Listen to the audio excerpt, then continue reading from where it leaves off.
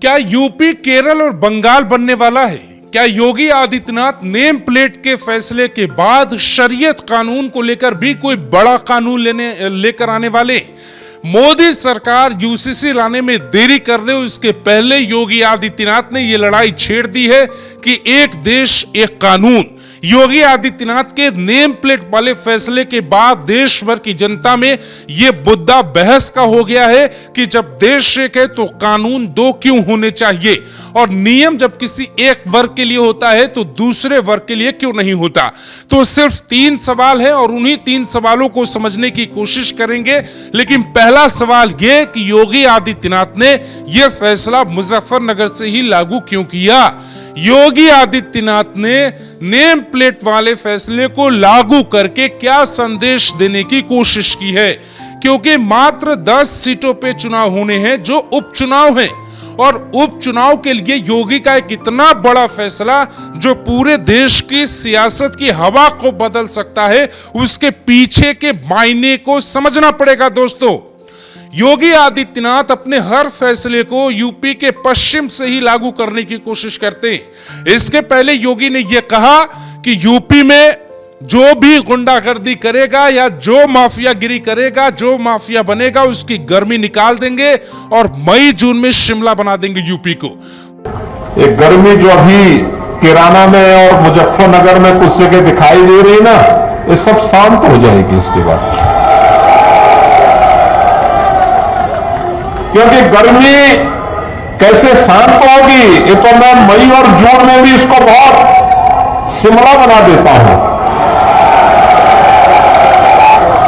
वो यूपी से, पश्चिम के सहारनपुर से ही कहा, और सहारनपुर से ही योगी आदित्यनाथ ने देवबंद में अपना एसटीएफ कमांडो भी खोला, और अब मुजफ्फरनगर में यह नियम लागू किया। अगर मुजफ्फरनगर के बजाय किसी और जिले में यह नियम लागू होता तो शायद इसके मायने अलग होते, लेकिन अब इसके मायने अलग हो गए। आखिर योगी बताना क्या चाहते हैं और उसकी पूरी कहानी क्या है, और वो दिखाना क्या चाहते हैं उस वर्ग के लिए जिस वर्ग के लिए वो राजनीति करते आए हैं।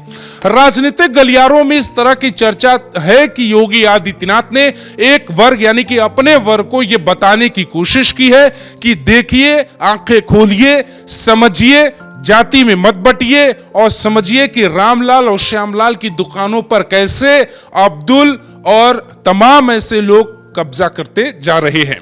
योगी आदित्यनाथ को लेकर राजनीतिक पंडित यही दावा कर रहे हैं कि आंखें खोलकर देखिए कि कैसे किसी भी शहर में ज्यादातर दुकानें किसकी हैं। योगी आदित्यनाथ इस फैसले को लागू करवाकर यह दिखाना चाहते थे कि देखिए कि आपके साथ किस तरीके का व्यवहार किया जा रहा है।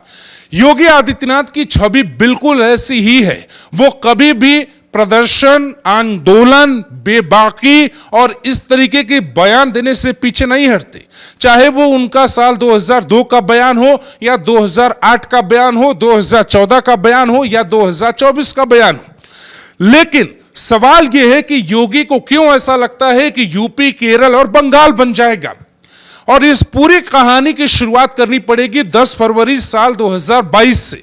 दोस्तों, उन दिनों यूपी में 10 फरवरी को पहले चरण का वोट होना था, और पहले चरण की वोटिंग की शुरुआत भी यूपी के पश्चिम से ही हुई थी। जहां योगी आदित्यनाथ ने यह नियम लागू किया है नेम प्लेट वाला, वहां पहले चरण में वोटिंग हुई थी, और वहां 2 प्रकरण ऐसे हुए थे जिसने योगी का दिल तोड़ दिया था। वोटिंग के एक दिन पहले योगी आदित्यनाथ को तरह तरह की खबरें मिली थी कि कैसे पूरे चुनाव को प्रभावित करने की कोशिश किस वर्ग द्वारा की जाएगी।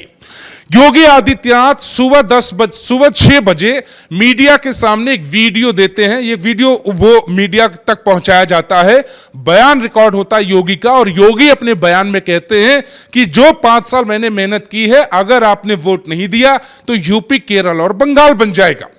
आप चूके तो 5 साल की मेहनत पर पानी फिर जाएगा, और इस बार उत्तर प्रदेश को कश्मीर, बंगाल और केरल बनते देर नहीं लगेगी। उस बयान के बाद बहुत बड़ा बवाल आया था, और तमाम विरोधी पार्टियों ने इलेक्शन कमीशन से इसकी शिकायत की थी, लेकिन योगी ने पश्चिम में कुछ तो ऐसा देखा था जो आपने अपनी खुली आंखों से नहीं देखा था। यही कारण बताया जा रहा है कि इस बड़े फैसले को योगी ने मुजफ्फरनगर से ही लागू किया, ताकि वो अपने खास वर्ग को यह बता पाए कि देखिए कैसे रामलाल और श्यामलाल की दुकानों पे अब्दुल और सलीम की दुकानें हावी होती जा रही हैं। दोस्तों, इसके पीछे तीसरा रीजन यह भी है कि जब एक देश एक कानून यूसीसी के जरिए आना था, यूनिफॉर्म सिविल कोड, एक देश एक कानून अगर लागू हो जाता तो इस तरीके के कानून धड़ाम हो जाते। और कोई भी इस तरीके की जो बार बार टिप्पणी होती है कि कोई सरकार नियम लाने की कोशिश कर रही है तो सुप्रीम कोर्ट का आदेश आ जाता है, कोई सरकार कुछ करने की कोशिश कर रही है तो कोई याचिका डाल देता है। भाई, कोई सरकार काम करने की कोशिश कर रही है तो सुप्रीम कोर्ट, हाई कोर्ट, तमाम दुनिया भर की संवैधानिक संस्थाएं हैं जो उनके कदम को रोक लेती हैं। इसीलिए यूसीसी आने से पहले योगी ने एक देश एक कानून का मुद्दा इस नेम प्लेट वाले इश्यू से छेड़ दिया। अब लोगों की यह मांग है कि योगी आदित्यनाथ ही शरिया कानून को भी बंद करेंगे। योगी आदित्यनाथ ही कई ऐसे कामों को बंद कर देंगे जो एक खास वर्ग के लिए उनका अपना कानून है। योगी से मांग की जाने लगी है कि जो जज साहब आपके फैसले के खिलाफ है, क्या उनसे यह नहीं पूछा जाना चाहिए कि जब वो अपनी गाड़ी से निकलते हैं तो उनके गाड़ी पे जज साहब लिखा होता है? क्या उनके गाड़ी पे न्याय सुप्रीम कोर्ट नहीं लिखा होता? ये तमाम बातें जनता के बीच में अब होने लगी। लेकिन सवाल सिर्फ 3 है कि योगी ने इस फैसले को मुजफ्फरनगर यानी कि यूपी पश्चिम से लागू क्यों किया? योगी क्या शरीयत कानून पे भी कोई कानून लाने की तैयारी कर रहे हैं?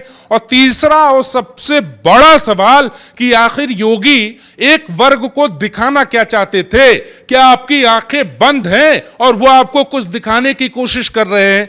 यह बहुत बड़ा सवाल है। और आप इसमें समझिए कि मेरठ में एक घटना होती है, नौशाद नाम के एक व्यक्ति को गिरफ्तार किया जाता है। इस पर हम एक अलग रिपोर्ट बना चुके हैं दोस्तों, शायद आप में से कई लोगों ने वो रिपोर्ट देखी। नौशाद को जब पकड़ा जाता है तो नौशाद के पास एक नंदी होती और नंदी के साथ नौशाद भिक्षा मांगता है। और यह कब हुआ? यह तब हुआ जब योगी आदित्यनाथ ने बताया कि नाम छुपाया जा रहा है।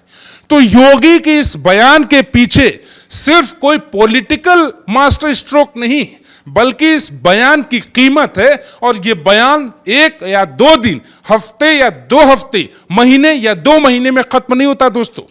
इस बयान पे एक लंबी लड़ाई शुरू होगी और सुप्रीम कोर्ट को 26 तारीख को तमाम तथ्यों पे सुनवाई करनी होगी। और ऐसा भी हो सकता है कि यह फैसला सुप्रीम कोर्ट वापस ले ले और यह कहे कि यह मनमोहन सिंह सरकार का फैसला है, योगी आदित्यनाथ ने सिर्फ लागू करवाया।